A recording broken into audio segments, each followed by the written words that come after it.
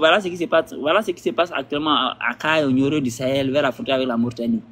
Ils sont en train de terminer, ils sont en train de sélectionner les peuples dans la population. Parce que c'était une zone où c'était pas encore perturbé. Donc, en fait, maintenant, c'est pourquoi ils font ça. C'est parce que, soi-disant, les résistants sont venus les taper là-bas, attaquer là-bas.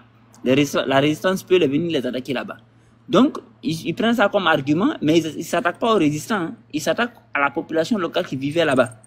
Qui est Peul. C'est eux. Après que les résistants sont partis, ils s'attaquent aux citoyens. Donc, maintenant, pourquoi ils font ça? C'est soi-disant parce qu'il y a eu une attaque. C'est ce qu'il faut comprendre, la logique. Kémy Séba, là, les panafricains, là, on a vu que le gars Kémy Séba, il avait été financé par... il avait reçu un financement de ce gars-là, qui s'appelle Moussa Machin, là, qui est un chef terroriste au nord du Nigeria.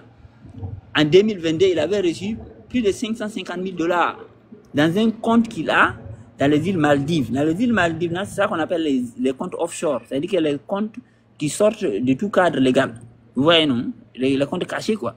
C'est là-bas que tous les gars qui piquent l'argent dans le monde, là, c'est là-bas ils cachent. Donc, il avait reçu là-bas 550 000 $. Et voilà le numéro du compte. Voilà le nom qu'il a mis sur le compte. C'était Bologoum Bassirou. C'est le nom, là. Donc, il était lié au chef terror du nord du Nigeria. Maintenant, il y avait une enquête ici aussi qui montre qu'il était lié au chef terror du nord du Mali. Et il y a d'autres articles aussi qui montrent qu'il est lié au Wagner. Les Wagner qui ont fait beaucoup d'élimination de masse, surtout au Mali. Les Wagner. Donc, en fait, c'est les mêmes qui allument le feu après qu'ils viennent jouer aux pompiers. C'est comme en Israël. Eux-mêmes, ils ont reconnu que les Hamas, là, c'est eux qui ont inventé ça. C'est eux qui ont fabriqué ça à la base. Quand je vous le dis, personne ne me croit. Regardez les pro-israéliens. C'est le gouvernement israélien. C'est nous qui avons créé le Hamas afin de créer un poids contre le Fatah à l'époque.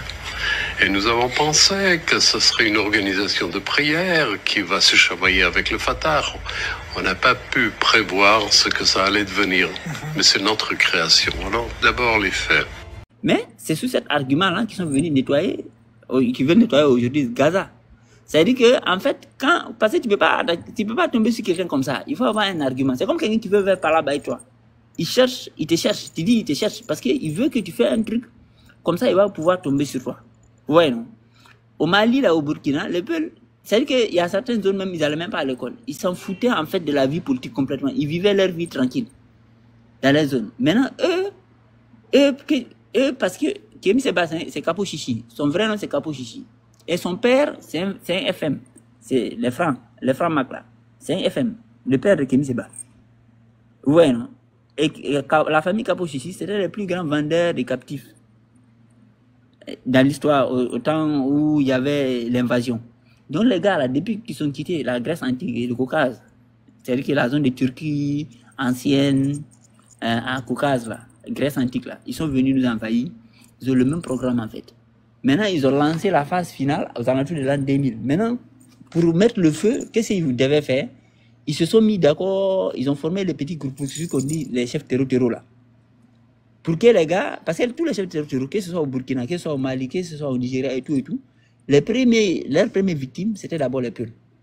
Le premier chef terror au Mali, c'était Souleymane Keita, c'était un Bambara. Il venait de Kangaba, au sud de Bamako là-bas, Kangaba. C'est là-bas qu'il est quitté pour aller éliminer les chefs Peuls au nord du Mali. Ouais, non. Donc les gars, qu'est-ce qu'ils font? Ils font des petits groupes comme ça. Et ces gars-là viennent éliminer les Peuls et semer le désordre dans les zones Peuls. Maintenant, une fois qu'il y a le désordre, le gouvernement central déjà, il se débrouille d'abord pour faire un putsch.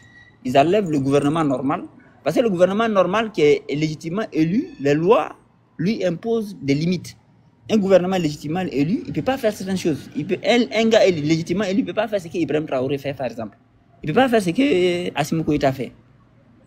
Parce que la loi. Mais pour contourner la loi, il faut prendre un putschiste. Donc, ils font un putsch d'abord. Parce que tu es régi par les textes, en fait. Donc, ils font un putsch et puis ils mettent là-bas un gars qui n'est pas lié par la loi parce qu'il n'a pas été élu, en fait. Donc, lui, il peut changer la constitution, il peut tout enlever. Parce que si tu es légitimement élu, c'est la constitution qui t'a mis au pouvoir. Donc, tu ne peux pas aller contre la constitution par définition. Donc, ils ont mis Assimi Goïta putsch, Ibrahim Traoré putsch, Doumbouya putsch, ainsi de suite, ainsi de suite. Donc, les gars, maintenant, une fois que les chefs terroraux sont venus s'aimer le désordre, éliminer les chefs Peuls dans les zones Peuls, il y a le désordre. les pushistes avec l'armée, ils transforment l'armée nationale en milice ethnique. Ils viennent, ils commencent à s'aimer, à éliminer les peuples.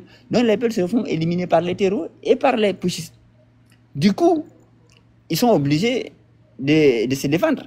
Au Burkina, par exemple, c'est Blaise Compaoré qui a installé les terreaux au Burkina. Tout le monde le sait, même les Burkinabés le reconnaissent. C'est autant de Blaise Compaoré, c'est lui qui les a accueillis à Ouagadougou, qui les a donné toutes les voitures, les machins pour qu'ils s'installent. Maintenant, quand ils ont commencé à éliminer le peuple, ils ont pris ça comme argument pour aller éliminer le peuple. Vous voyez, non? Maintenant, leur objectif, c'est quoi? C'est d'effacer le peuple dans les pays là, en vrai de vrai. Quand vous prenez par exemple au Burkina, quand Ibrahim Traoré est venu, il a dit que la zone du nord, où il y a le peuple là, qu'eux, ils ne peuvent pas aller surveiller là-bas. Mais que les peuples qui sont là-bas n'ont qu'à abandonner leur région, ils vont quitter là-bas. Parce que si eux, quand ils vont aller là-bas, tous ceux qu'ils trouvent là, ils vont les nettoyer, ils vont les éliminer. Ce qui est bizarre. D'un côté, tu dis, tu ne peux pas protéger la zone. De l'autre côté, tu dis que les gens qui habitent là-bas, il faut qu'ils quittent là-bas, parce que si toi tu viens, tu vas éliminer tout le monde. Vous voyez le délire? Parce qu'en fait, l'objectif, justement, c'est d'éliminer le peuple, en fait. Parce que les vrais peuples qui ne sont pas encore, à qui on n'a pas enseigné que Soundiata Keita a déraciné un baobab, que Soundiata Keita a existé, les peuples de Nioro du Sahel, les peuples de Massina, tout cela, ils ne sont pas entrés dans ce truc-là. Parce que depuis qu'ils nous ont envahis, ils ont fabriqué ces colonies-là qu'on appelle pays-là. En fait, ce n'est pas tous les peuples qui sont embrigadés dans leur mentalité. Vous voyez, non? Il y a que les peuples métissés qui sont à Bamako, à Ouaga, qui sont un peu mélangés dans la tête. Mais quand vous rentrez dans la terre, ils vivent leur mode de vie à l'ancienne, ils sont tranquilles. Donc, c'est ça qu'ils veulent éliminer. Et par exemple, actuellement, ils ont un programme de remplacement des peuples, en fait. Au Burkina, par exemple, aujourd'hui, toutes les manifestations culturelles, là, on vous montre des gens qui dansent, des femmes qui dansent, on vous dit